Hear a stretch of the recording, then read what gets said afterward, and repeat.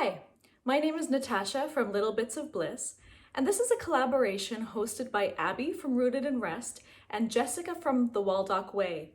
They were gracious enough to host a monthly open collaboration for all homeschoolers who would like to show and tell. So this month's collaboration is all about an education gift guide, where we get to kind of show what kinds of educational toys and games we like to use in our homes and in our homeschools, and maybe give you some ideas for some Christmas gifts this year. We're getting close, and there might be some last minute ideas that we can get from each other, something new to add to our toys and our games. So let's get started. So I love playing board games. I played a lot of board games growing up when I was a kid, and through my two sets of kids with my older ones, I played board games with them as they were growing up and through their teens.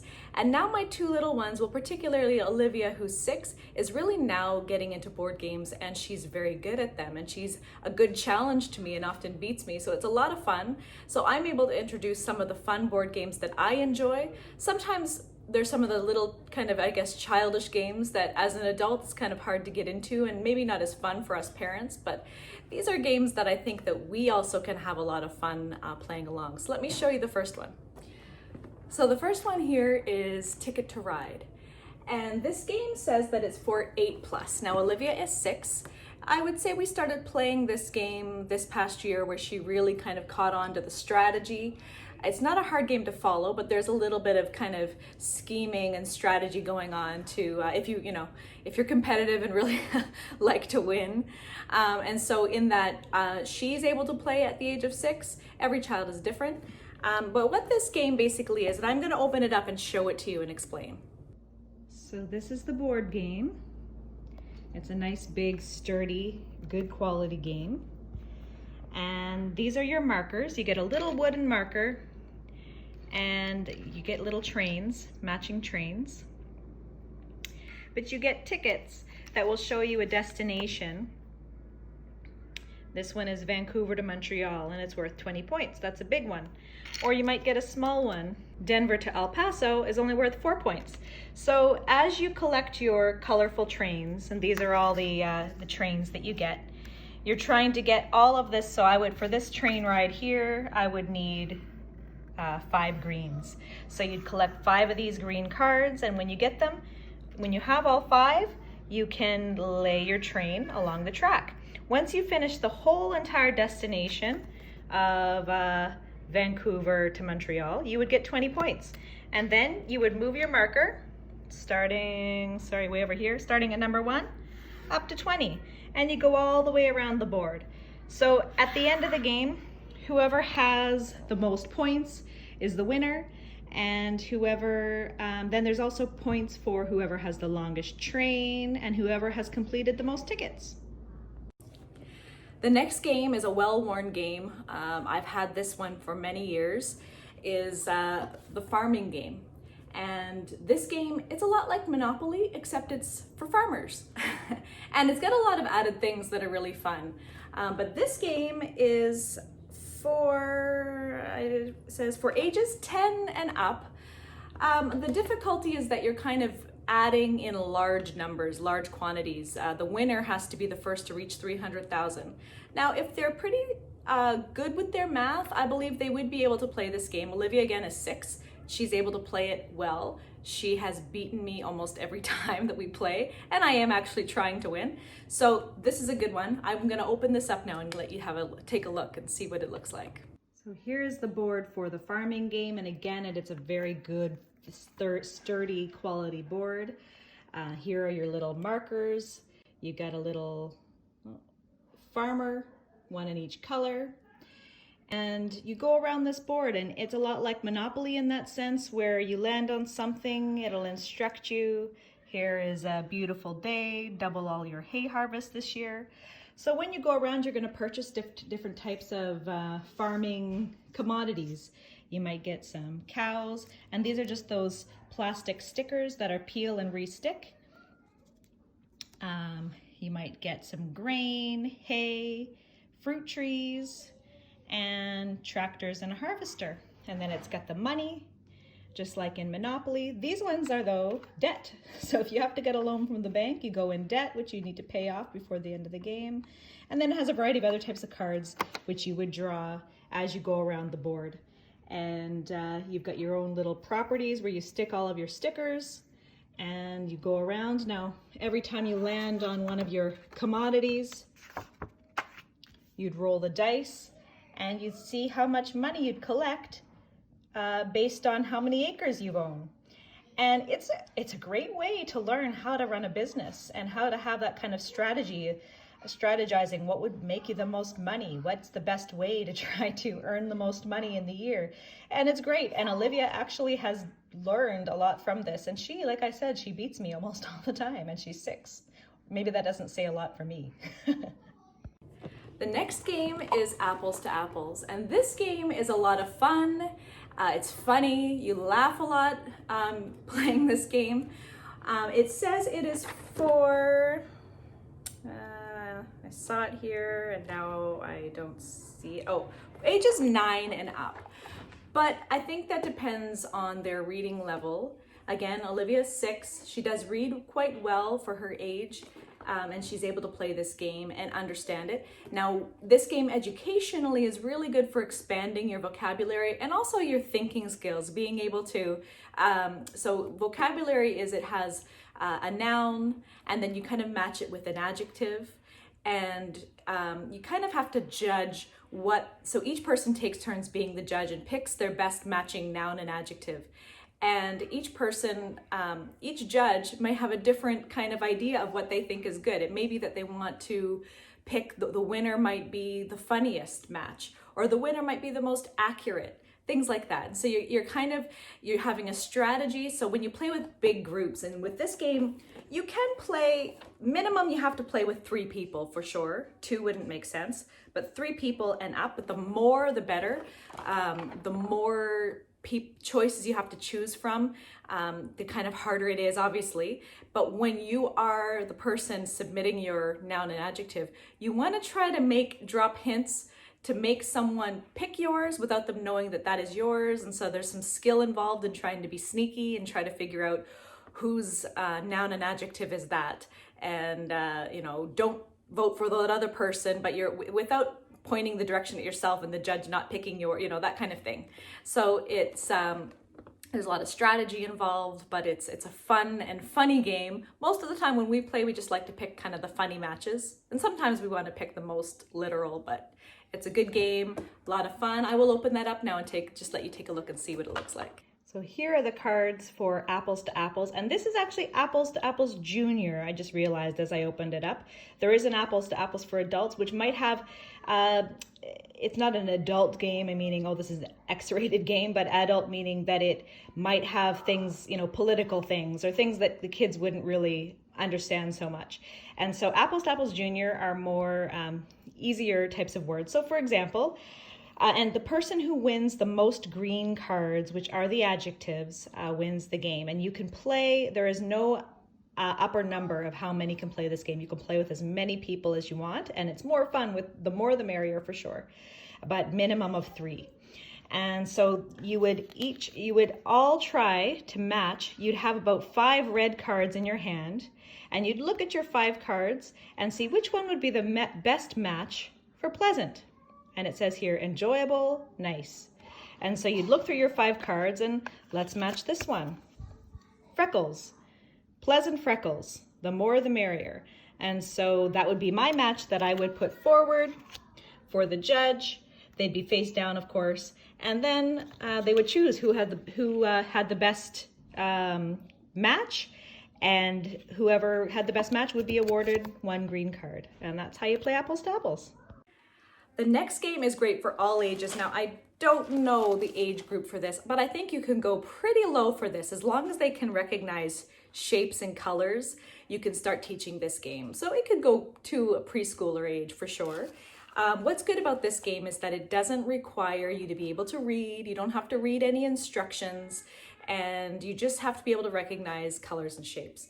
But this is also a lot of fun, and I would even say sometimes more fun with adults. There's a lot of, so with this game, you have to be able to, as you can see here, you have to be able to match up So you have to put a maximum of 6 tiles of either one shape in all colors or all the colors in each shape. And you're kind of lining them up like dominoes. And I'm going to show you and take a look, but there's so many different ways that you can put these together to actually monopolize on your points. So when you are able to get all 6, that's called a quirkle, and that's worth 12 points. But you can actually end up having a quirkle plus extra points, and so there's a lot of strategy behind it. But what this game is good educationally is it helps you to see in abstract ways. When you first start playing, you just think the obvious of just lining up, you know, all your colors, or like, but then as you start to see how you can fit it all together like a puzzle, and you start to envision how you can put in other, you know, color blocks or shapes or things to fit into all these really kind of neat patterns, you get to see the pattern in it. And it really helps you to see abstractly. When I first started playing as an adult, I couldn't figure out how to get bigger points, how to maximize my points, my score. And my brother is the one who taught me, my older brother, Eric, and he taught me how to actually maximize and get more points and see things in a more abstract way. So it actually teaches you to see abstractly, which is great for math. So I'll open this up now and show it to you. Here are the tiles for Quirkle. Now this is actually the traveling size game. If you buy the board game, the tiles are about double this size, which I think we might be getting for Christmas from someone. The last game I'm going to show to you now is for ages 3 to 7, and you could go a little higher than that. Olivia is almost 7 and she still really loves this game. I bought this for her when she was 3 years old. It's called the shopping game. And this is a matching game, but not just a straightforward lay your cards down and match. I'm gonna open it up and show it to you, but this one is a great one. And it's a lot of fun if you love to, sorry, I called it matching. It's not matching, it's a memory game. And memory games are great, obviously. It helps me. You know, adults still need to work on their memory. And so these memory games are great for helping to build and work on and strengthen your memory. But this is a unique sort of a memory game, and I'll open it up and you can take a look and see what it's like. So here is, I called this the shopping game. It's called Shopping List, but it's a memory game. So these are all the little tiles that you're gonna turn over face down. And here is how, so you've got 4 shopping lists, and each person playing would select a shopping list, and then you'd select a shopping cart that has 8 spots, or a shopping basket. And so you are taking turns flipping it over and trying to complete your shopping list. So it's fun. It's kind of a unique little twist on a memory game. And Olivia got this when she was 3, and she still loves to play it. We played this just the other night. So the next few things I'm going to show you are more toys rather than games. Now, games are obviously things that you need to play with your child, or if you have multiple children, they can play together, which is great.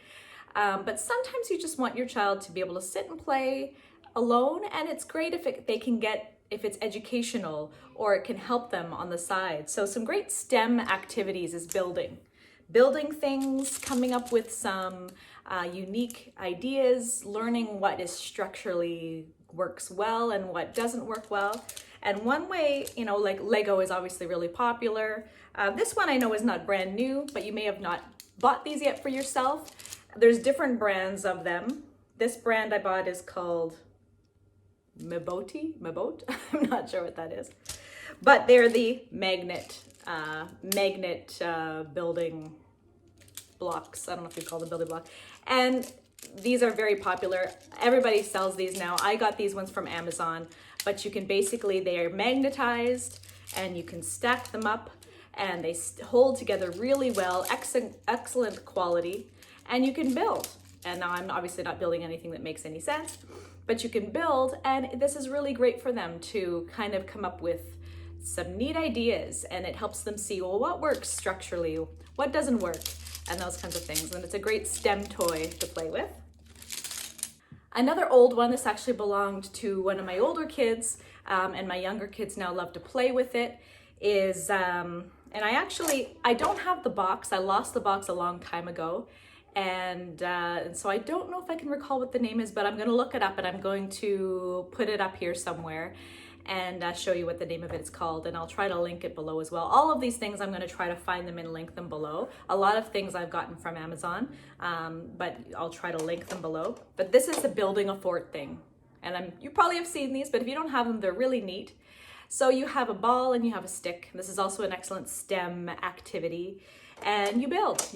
And so the purpose is to build a fort, but my kids love to build lots of different things with it. But when you build a fort, you can stack it all up, then you can throw a blanket over top, and you have a fort, a life-sized fort that you can actually crawl in and go in and play in. So I'm gonna set that up and I'm gonna show it to you. So here is a simple fort that I got Olivia to build. And here, Olivia, go ahead and put a blanket. So we're just gonna show you, you could leave it like that, but you could make it into a tent or a fort. You could throw a blanket over it so your kids could hide inside. Now I'm gonna go inside. Bye-bye. See you next week. I'm coming out. It's been a week. And there are more pieces, so you can make it bigger than that, but we just threw together a simple one. Are you gonna go inside, Anna?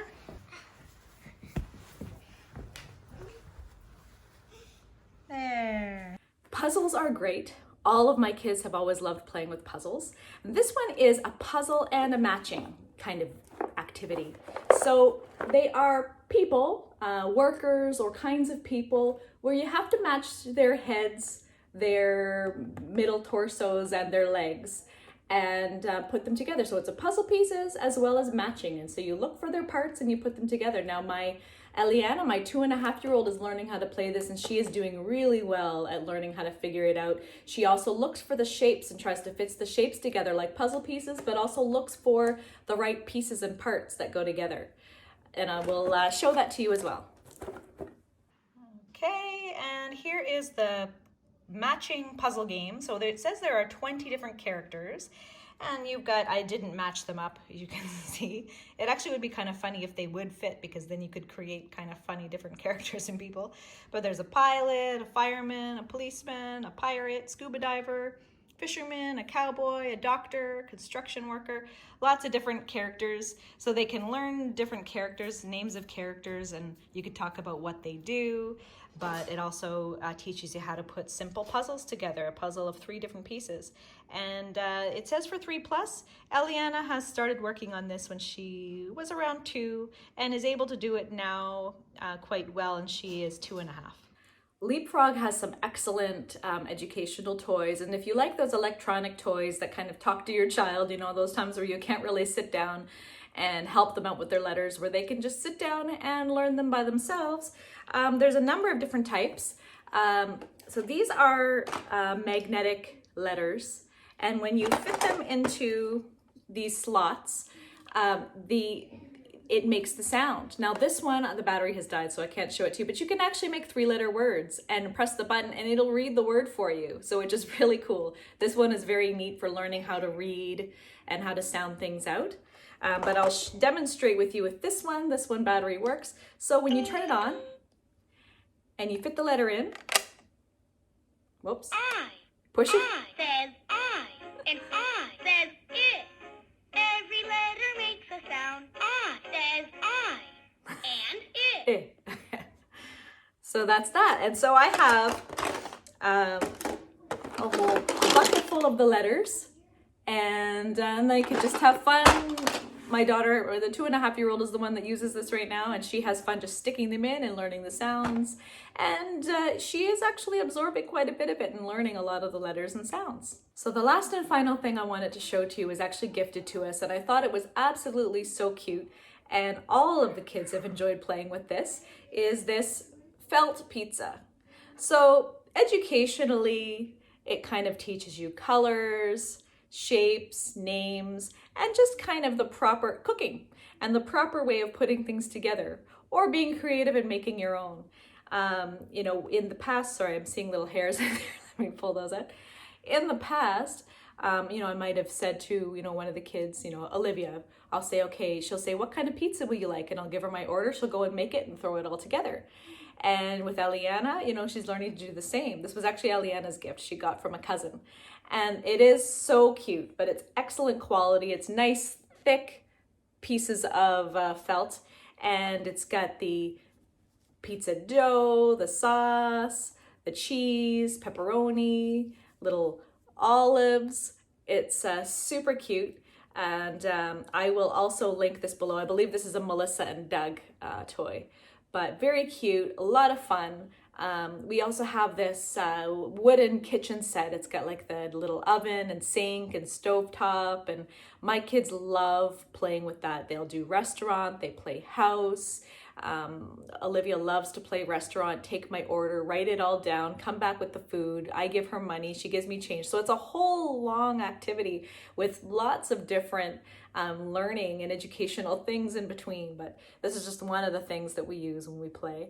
And I thought it was super cute. It's unique, and I love unique little gifts to give out to, you know, my nieces and nephews and things like that. So if this is something that, and it wasn't very expensive, but I'm gonna link it below and you can take a look. But that's all I have for you today. And I thank you so much for watching. I'm excited to check out all the rest of your videos. I hope to get some great ideas from you, and I hope that I've shared something that might be new and different for you as well. Thank you so much, and I'll see you in the next one. Bye. And where's my remote?